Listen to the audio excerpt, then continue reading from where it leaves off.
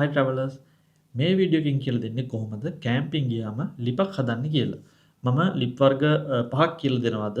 ඉතින් අවස්ථාවට උචිත විදිහට මේ ලිප් ඔයාලා කැම්ප් ගියාම පාවිච්චි කරන්න. වීඩියෝ එක අන්තිම වෙනකම් බලන්න. මොකද අන්තිම ලිප තමයි වැදගත්ම ලිප.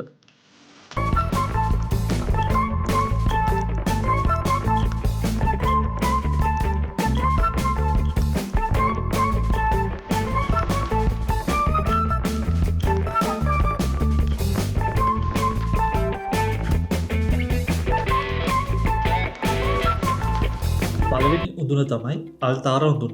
මේකට කියන්නේ ඔල්ට ෆයර් කියලා.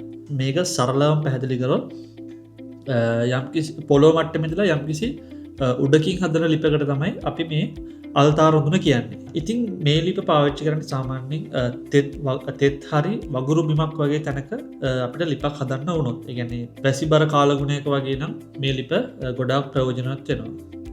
ඊළඟ උඳුන තමයි තාරකා උඳුන. මේකට අපි ස්ටාෆය කියලත් කියනවා. ඉතින් මේක හරිම සරල එකක්. ඒතකොට මේක පාවිච්චි කරන්න ගොඩාක් දර ඉතුරු කරගන්න. ඉතින් මේක හදන්නේ හරියට තරුවක් විදියට. දර කෑලි අපි 4-5ක් අරගෙන තරුවක් විදියට 1 ලක්ෂයකට අපි ඔක්කොම දර කෑලි ටික එකතු කරනවා. ඉතින් මේකේ ගින්න දැල් වෙන්නේ දර පොටන් ඔක්කොම එකතු වෙන ඒ මධ්‍ය ලක්ෂයේ.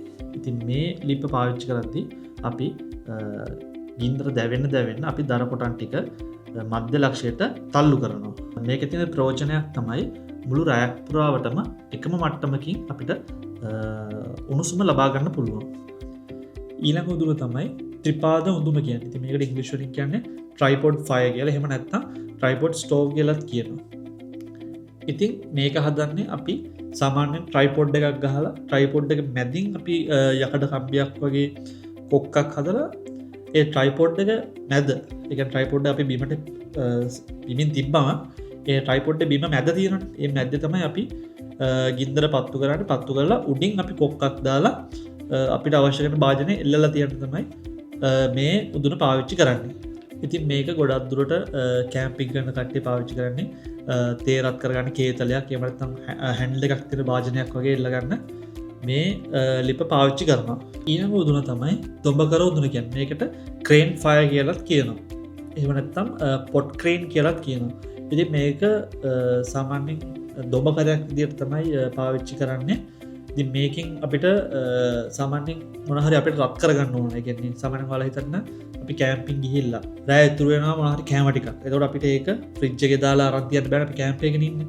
ඒ නිසා මේ දොඹකර උදුන කියන එකෙන් අපිට කෑම එක රත් කරගන්න. ඒ වගේ වලට ඕන්න වතුර එකක් රත් උණුවට තියාගන්න. මේ දොඹකර උදුන වලට ගොඩක් ප්‍රයෝජනවත් වෙනවා. මේක තියෙන තව වාසියක් තමයි මේක අපි එක පැත්තකට එල්ලලා තියෙන නිසා අපිට මේක කරකවන්න පුළුවන්. කරකවන්න පුළුවන් නිසා අපිට පුළුවන් භාජනයක් මේක එල්ලනකොට ගින්නෙන් රත් වෙනවා. නමුත් භාජනය පිච්චෙන්නේ නැති වෙන්න අපිට කෑම රත් කරගන්න එහෙම නැත්නම් කෑම උයන්න මේ ලිපේ පුළුවන්. ඊළඟ උඳුන තමයි පරාවර්තන උඳුන. සරලව මේක කිව්වොත් එක පැත්තකට විතර තාපය හරවා යන බිත්තියක් සහිත ලිපක් කියන එක. ඉතින් මේ ක්‍රියා කරන්නේ මෙහෙමයි. අපි තාපයක් ගන්නවා. හරි තාපය ගැව්වට පස්සේ අපි මෙතනින් ගින්දර පත්තු කරාම ඒ ගින්දර මේ තාපය වැදිලා නැවත පරාවර්තන වෙලා ඒ පැත්තටම ඒ කියන්නේ අපි ගින්න පත්තු කරන පැත්තරම නැවත ඒ තාපය ලැබෙනවා. ඉතින් මේකේ ප්‍රධාන ප්‍රයෝජනයක් විදිහට අපිට ගන්න පුළුවන්. සාමාන්‍යයෙන් අපි සාමාන්‍ය ලිපක් ගත්තොත් ඒකෙන් අපේ අංශක 360කටම තාපය එළියට විසිරීලා යනවා. ඉතින් මේකේ පුළුවන් අපිට අර තාපය නිසා අපිට එක පැත්තකට යන තාපය රිෆ්ලෙක්ට් කරලා අනිත් පැත්තට ගන්න. ඉතින් මේකේ තියෙන ප්‍රයෝජන විදිහට කූඩාර්ම සීතලෙන් බේරගන්න අපිට පුළුවන් ඒකේ තියෙන අපේ ලිපෙන් හම්බෙන රස්නය හරවලා ටෙන්ට් එක පැත්තට ගන්න. ඒ වගේම අපිට පුළුවන් කේක් එහෙම නැත්නම් අපි පාන් මොන හරි ගෙනාවා නම් ඒක පිච්චෙන්නේ නැති වෙන. ඒ කියන්නේ කර වෙන්නේ නැති වෙන්න පුළුස්ස ගන්න මේ ලිපෙන් අපිට පුළුවන්. ඉතින් පස්වෙනි සහ අවසාන උදුන තමයි අගල් උදුන කියන්නේ. මේකට ට්‍රෙන්ච් ෆයර් කියලාත් කියනවා. මේක හදන්නේ සුළං එන දිශා බලලා තමයි මේක හදන්න ඕනේ. ඉතින් මේ උදුර හදන්නේ දිග කාණක් කපලා එකේ හුළං එන පැත්තට මුහුණලා තියෙන පැත්ත තියෙනවනේ. ඒ පැත්ත ගැඹුරෙන් අඩුවටත් එහා පැත්තේ කෙලවර ගැඹුරෙන් වැඩියටත් ආනතව තමයි අපි මේ උදුන හදන්නේ. ඊට පස්සේ අපි මේ ගින්න දල්වන්නේ අර ගැඹුරු පැත්ත තියෙනවනේ අන්නේ ගැඹුරු පැත්ත තමයි අපි ගින්න දල්වන්නේ. ඉතින් මේ ක්‍රියා කරවන්නේ වාතය හරි හුළඟ හරි ගැඹුරු නැති කෙලවරින් ඇතුළට ඇවිල්ලා ගින්නට අවශ්‍ය කරන ඔක්සිජන් ලබා දෙනවා. ඒ වගේම අපිට පුළුවන් ඒ කානුවට උඩින් ඒ කියන්නේ අපි අගලක් හදනවනේ ඒ අගලට උඩින් තමයි අපි භාජනය තියලා කැම රත් කරගන්නේ.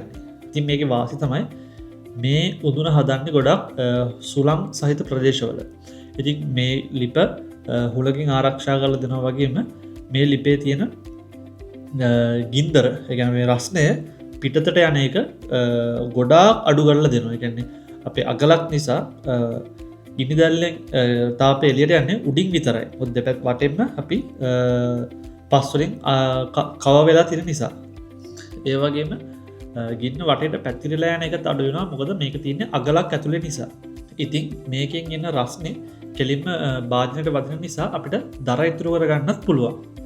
ඉතින් දැන් ඔයාලා මම කියලා දුන්න ගිනිමැල 5ක් තියෙනවා. ඉතින් ඔයාලගේ අවස්ථාවට සුදුසු විදිහට මේ ගිනිමැලේ පාවිච්චි කරන්න. එහෙම නැත්නම් බලන්න පොඩ්ඩක් try කරලා වෙන මේ විදිහ මේ එකම විදිහට හදන්න නැතුව මේ විදි 5කට පොඩ්ඩක් වෙනස් කරලා ගිනිමැලේ හදන්න.